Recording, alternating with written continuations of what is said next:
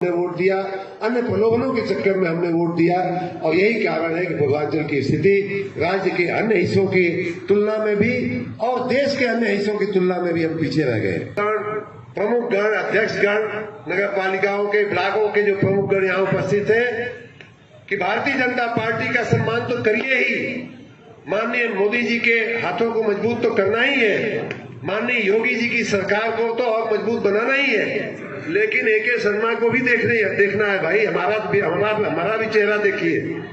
जबकि double engine की सरकार चल रही है पूरे देश में और पूरे राज्य के समेत, जब डबल इंजन की सरकार चल रही है, चलने वाली है अगले 5 साल 10 साल, तो ऐसे में हम लोग अलग हो, हम लोग किसी इधर उधर के व्यक्ति को दे करके अपने मताधिकार का एक तरह से नुकसान करें, जाया करें उसको, ये हमारे आपके लिए कोई फायदे का सौदा नहीं है मित्रों। तो भी विधान परिषद में पूर्ण बहुमत आने वाला है, ये बात लिख के रखिए। जिन 36 सीटों पे चुनाव होना था उसमें से 9 सीट तो भारतीय जनता पार्टी जीत ही चुकी है, निर्विरोध हो गए हैं कई जगह, ज्यादातर।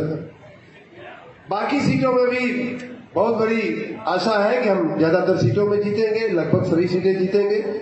इसलिए आपका और हमारा कर्तव्य है, बुद्धिमानी इस बात में है कि आप चलती हुई गाड़ी में बैठो भैया, बंद गाड़ी में काहे को बैठने वाले हो। अगर आप इनको जिताओगे तो अब पता नहीं इनका कुछ ऐसा इनका कुदरती इनका संजोग है। देखिए कि 17 से 22 में भी मेरे ख्याल से पहले ही एक बार विधायक थे भारतीय जनता पार्टी के आजमगढ़ से, और अब भी अगर ये जीतेंगे तो भारतीय जनता पार्टी के आजमगढ़ जिले से एकमात्र प्रतिनिधि होंगे। और जब ये प्रतिनिधि होंगे, भारतीय जनता पार्टी की सरकार होगी, तो आप सोच सकते हैं कि आपका कितना सम्मान बढ़ेगा। आपकी बात आप एक फोन करोगे इनको लखनऊ में, भैया इस विभाग का काम रुका हुआ है, शिक्षा विभाग वाले हमारे साथ अन्याय कर रहे हैं, बिजली विभाग वाले हमारे साथ अन्याय कर रहे हैं, और अरुण कांत जी उठ के और तुरंत मंत्री के पास जाएंगे, तुरंत सचिव के पास जाएंगे। यहाँ तो मऊ में तो फिर भी एक रामविलास जी मिल गए आपको, वहां एक तो कम से कम दीजिए, तो इस क्षेत्र की आवाज, मऊ और आजमगढ़ की आवाज राजधानी में पहुंचनी चाहिए। देखिए कई बार मैं पहले भी ये बात कह चुका था, आज माननीय अरुण जी उस बात की तरफ इशारा भी कर रहे थे, मैं उसमें बहुत डिटेल में नहीं जाऊंगा, लेकिन कई बार हम लोग तुरंत के स्वार्थ में पड़ जाते हैं, तुरंत की बातों में आ जाते हैं। कहीं जाति का मतलब वो हो जाता है, तो कहीं अन्य किसी स्वार्थ में हम पड़ जाते हैं। लेकिन आपके सामने, आपके और हमारे सामने चुनौती ये है कि आप आज एक हफ्ते का फायदा देखोगे कि आने वाले 5 साल का फायदा देखोगे। बोलिए फायदे में क्या है? 5 साल जो सरकार चलने वाली है, आज ये चुने जा रहे हैं, इसका मतलब कि सरकार, योगी सरकार के पूरे कार्यकाल में ये MLC रहने वाले हैं, पूरे कार्यकाल में आपका प्रतिनिधित्व करने वाले हैं। और ऐसे समय में जबकि डबल इंजन की सरकार चल रही है पूरे देश में और पूरे राज्य के समेत, जब डबल इंजन की सरकार चल रही है, चलने वाली है अगले 5 साल 10 साल, तो ऐसे में हम लोग अलग हो, हम लोग किसी इधर उधर के व्यक्ति को दे करके अपने मताधिकार का एक तरह से नुकसान करें, जाया करें उसको, ये हमारे आपके लिए कोई फायदे का सौदा नहीं है मित्रों। इसलिए मैं पहले भी बार दोहरीघाट में कहा गया, मऊ में कहा गया, कई बार मैं पूरे 1 साल से ये बात कह रहा हूं कि आप अपना स्वार्थ तो पहचानो, आपका स्वार्थ किसमें है, फायदा किसमें है, आपके क्षेत्र का विकास कैसे होगा, आपके बच्चों को नौकरी रोजगारी कैसे मिलेगी, इन सब बातों में भाई हम कब जोर देंगे, कब सोचेंगे इन बातों को। हम अभी भी छोटी बातों में अटके हुए हैं, उसमें हमें नहीं पड़ना है।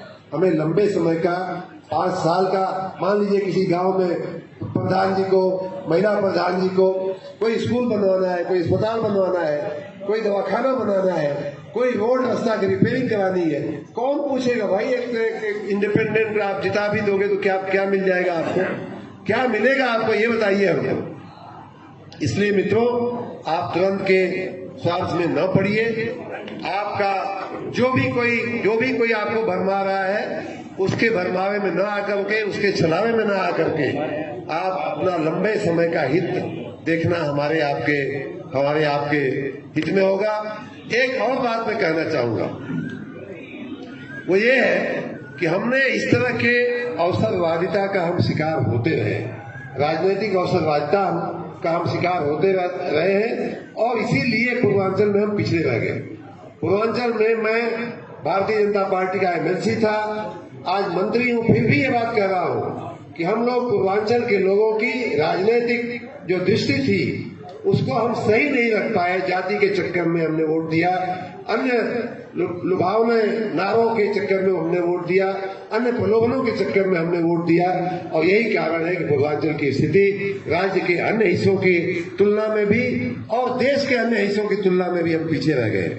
अब कब तक अब सोचिए कि अगर अब हमारा विकास नहीं होगा, माननीय मोदी जी बनारस के जनप्रतिनिधि है, सांसद हैं, माननीय योगी जी यहीं इसी गोरखपुर के जनप्रतिनिधि हैं, हमारे पड़ोस के जिले के जनप्रतिनिधि हैं। ऐसे संजोग में एक प्रधानमंत्री, एक मुख्यमंत्री हमको मिला है, अगल बगल के हमारी चिंता करने वाले लोग मिले हैं, जनप्रतिनिधि मिले हैं और ऐसे में अगर हमारा विकास नहीं होगा और एक विकास की एक अंतिम, अभी तो फिर उसके बाद तो 5 साल कुछ है ही नहीं है, उसके बाद 5 साल आपको और खाली हाथ मलने के अलावा कुछ मिलने वाला नहीं है। इसलिए इस अवसर को जाया न करें, ये जो एक महान अवसर अपने को मिला है उसको जाया न करें। इनको जितावें, अरुणकांत यादव जी को जितावें 9 तारीख को, जो भारतीय जनता पार्टी के पक्ष में मतदान देना है। उसका मैं चाहूंगा कि थोड़ा कोई टेक्निकल गाइडेंस इन लोगों को, वो जो पाई वाई खींचनी है वो बात हो गई नहीं तो 1 मिनट लेकर के आप थोड़ा गाइड कर दीजिएगा मेरी बात पूरी होने के बाद, जिससे कि कहीं कोई गलती न हो। मुझे कोई बता रहा था कि पाई खींचना है, उसके ऊपर गोला नहीं बनाना है, नहीं तो गलती हो जाएगी। इस तरह की जो थोड़ी टेक्निकल बातें हैं, कहने का मतलब ये है कि अरुणकांत जी को जिताना हमारे हित में होगा। एक और बात, मैं यहाँ हमारे जिले के माननीय जिलाध्यक्ष जी भाजपा के, हमारे वरिष्ठ कामेश्वर सिंह जी और तमाम हमारे मधुबन के विधायक जी, इन सब की हाजिरी में और हमारे सहजानंद जी क्षेत्रीय प्रतिनिधि हमारे हैं, इन सब की हाजिरी में एक और चीज मैं आपको याद दिलाना चाहूंगा कि हम विधानसभा चुनाव में भी इसी तरह से आए थे। हम लोगों से जितना हो सका, भारतीय जनता पार्टी के कार्यकर्ताओं से जितना हो सका, सबने अपने अपने प्रयास किए, फिर भी 4 में से हम खाली 1 सीट जिता पाए। आज वो हारे हुए तीनों हमारे जो मित्र प्रत्याशी है, संयोग से यहाँ उपस्थित भी है, तीनों के तीनों लोग, अशोक जी, अजय राजभर जी और पूनम जी, पूनम सरोज जी, ये तीनों लोग यहाँ उपस्थित हैं।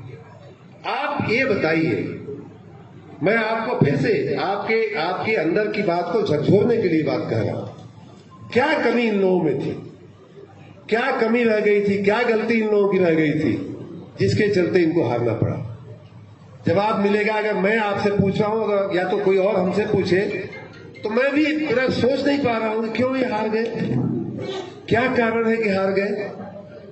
कोई कारण नहीं था। विजय राजभर जी ने घोसी में इतना मेहनत किया, परिश्रम किया, बाकी जो 2 उम्मीदवार थे उनके सामने कोई उंगली उठा सके ऐसा कुछ था ही नहीं।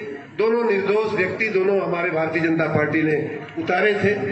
उसी तरह से आजमगढ़ में पहली बार ऐसा हुआ था कि 3-3, 4-4 हमारे प्रत्याशी ऐसे थे कि जिनके पास किसी भी पुलिस स्टेशन में एक भी शिकायत नहीं।